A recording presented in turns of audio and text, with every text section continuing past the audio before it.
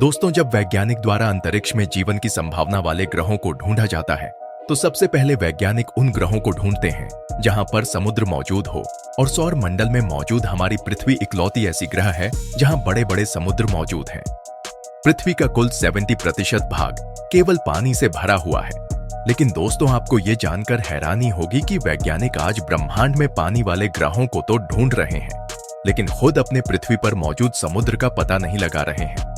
जी हाँ दोस्तों, ये सच है, क्योंकि नासा शुक्र ग्रह की 99% और मंगल ग्रह की 100% मैपिंग कर चुका है, जो कि दूरी के मामले में पृथ्वी से कई करोड़ किलोमीटर अंतरिक्ष में मौजूद है। लेकिन हमारी अपनी ग्रह जो 70% पानी से भरा हुई है, उसे केवल 20% तक ही एक्सप्लोर किया गया है। यानी अभी भी समुद्र का एक बड़ा हिस्सा इंसानों से पृथ्वी पर छुपा हुआ है। दोस्तों, वैज्ञानिकों की माने तो इन छिपे हुए पानी वाले हिस्से में कई ऐसे जीव पाए जा सकते हैं जिसे आज तक इंसानी सभ्यता ने देखा या जाना नहीं है।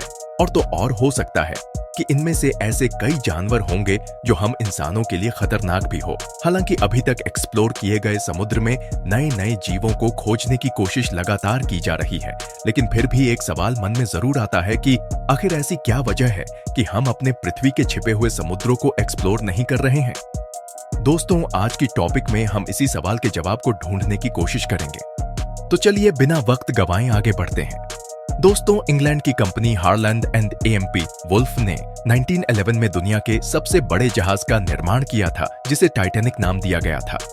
टाइटैनिक बनाने वाले इंजीनियर का कहना था कि यह जहाज कभी भी समुद्र में नहीं डूबेगा। लेकिन टाइटैनिक आज इतिहास में किस लिए दर्ज है, ये हम सभी जानते हैं। दोस्तों, टाइटैनिक की पहली यात्रा ही नाकामयाब साबित हुई और ये 1500 लोगों के साथ समुद्र के गोद में समा गई। लेकिन दोस्तों, यहाँ टाइटैनिक के डूबने से ज्यादा हैरान करने वाली बात यह है कि इसे आज तक पूरी तरह से ढूंढा नहीं जा सका है। जी हाँ, दुनिया भर के कई देश इसे ढूंढने की कोशिश में लग गए थे और फिर 1985 के दौरान इस जहाज का मलबा वैज्ञानिकों को मिला। और उस मलबे के मिलने के बाद ही वैज्ञानिकों ने माना कि किस तरह से सागर की गहराइयों में खो जाना अंतरिक्ष में जाने से भी ज्यादा खतरनाक है। दरअसल दोस्तों, समुद्र के भीतर जितनी गहराई पर टाइटैनिक का मलबा मिला है, वहां पानी का दबाव इतना है कि इंसान का शरीर कुछ ही सेकंड में छिन्न भिन्न हो जाए। और इसका उदाहरण हाल ही में ओशनगेट नाम के एक प्राइवेट कंपनी की एक छोटी सबमरीन के साथ हुए हादसे के रूप में मिला है। 18 जून 2023 को इस सबमरीन में 5 अरबपति टाइटैनिक का मलबा देखने समुद्र की सतह में 12000 फीट तक की गहराई में गए थे। नतीजा ये हुआ कि पानी के अधिक दबाव की वजह से ये सबमरीन भी तबाह हो गई और इस सबमरीन के साथ गए हुए 5 लोग भी अपनी जान गंवा बैठे। दोस्तों, इतिहास के पन्नों में दर्ज ऐसे कई किस्से हैं जिनमें समुद्री घटनाओं की वजह से अनगिनत इंसानों की जानें गई हैं, चाहे वो समुद्र में जहाज के डूबने के कारण गई हो या फिर समुद्री जीवों के हमले के कारण से। तो आइए अब ये जानने की कोशिश करते हैं कि आखिर क्यों समुद्र अंतरिक्ष से भी ज्यादा खतरनाक है। दोस्तों, अभी तक पृथ्वी पर मौजूद समुद्र की औसतन गहराई 12000 फीट तक नापी गई है, लेकिन वैज्ञानिकों के अनुसार समुद्र की गहराई और भी अधिक होगी। दोस्तों, समुद्र के 12000 मीटर वाली गहराई को चैलेंजर डीप का नाम दिया गया है। प्रशांत महासागर में मारियाना ट्रेंच के दक्षिणी हिस्से में यह जगह मौजूद है, जिसे 1875 में खोजा गया था। आपको बता दें कि इतनी गहराई तक सूरज की रोशनी तक नहीं पहुंच पाती है और फिर यहाँ का तापमान भी फ्रीजिंग पॉइंट से कम होता है। हालांकि असीमित पानी के कारण अधिक दबाव की वजह से इस गहराई का पानी जमता नहीं है। वहीं अगर पानी के दबाव की बात करें तो इतनी गहराई पर पानी का दबाव कई टन पर स्क्वायर इंच तक पहुंच जाता है। सीधे शब्दों में ये दबाव वायुमंडल के दबाव की तुलना में 1000 गुना अधिक है। अब आप समझ गए होंगे कि इतनी दबाव में इंसानी शरीर का सुरक्षित रहना बिल्कुल ही नामुमकिन है। इसलिए दोस्तों, समुद्र में इतनी गहराई तक जाने के लिए सिर्फ खास तरह के पनडुब्बियों का प्रयोग किया जाता है। इन खास तरह के पनडुब्बियों को इतने अधिक और खतरनाक प्रेशर झेलने के लिए ही बनाया जाता है। चैलेंजर डीप की गहराई तक पहुंचने की बात करें तो बहुत कम इंसान ही हैं जिन्होंने चैलेंजर डीप के चैलेंज को एक्सेप्ट किया है। इन कम लोगों की सूची में इतनी गहराई में उतरने वाले पहले 2 इंसानों के नाम जैक्स पिकार्ड और डॉन वॉल्श का है। ये दोनों चैलेंजर डीप की गहराई में 1960 में गए थे। फिर इसके बाद मशहूर फिल्म निर्माता जेम्स कैमरून एक खास तरह की एडवांस पनडुब्बी के जरिए चैलेंजर डीप की गहराइयों तक पहुंचे। अब बात करते हैं बरमूडा ट्रायंगल की। दोस्तों, ये कहना कतई गलत नहीं होगा कि बरमूडा ट्रायंगल समुद्र की सबसे खौफनाक, खतरनाक और डरावनी जगहों में से एक है। दोस्तों, ये जगह नॉर्थ अटलांटिक महासागर में मौजूद है और ये 1.5 मिलियन स्क्वायर किलोमीटर में फैला हुआ है। बरमूडा ट्रायंगल इसलिए सुर्खियों में बना रहता है क्योंकि इसने पिछले 1 दशक वर्षों के दौरान अनगिनत पानी के जहाजों और हवाई जहाजों को अपने अंदर समा लिया है। दोस्तों, ये सभी जहाज, हवाई जहाज और इन पर सवार लोग बरमूडा ट्रायंगल में समाने के बाद कहां गए, इसका पता आज तक किसी को भी नहीं चला। हैरानी की बात तो ये है कि इस सिलसिलेवार खौफनाक घटनाक्रम का पता पहली बार 19वीं सदी में लगा, जब वैज्ञानिकों ने इस पर ध्यान देना शुरू किया। वैज्ञानिकों ने यह पाया कि बड़े बड़े जहाज, यहां तक कि इसके ऊपर से उड़ने वाले हवाई जहाज तथा स्पेसक्राफ्ट इस रीजन में आने के बाद बरमूडा ट्रायंगल के चपेट में आ जाते हैं और फिर कहीं गायब हो जाते हैं।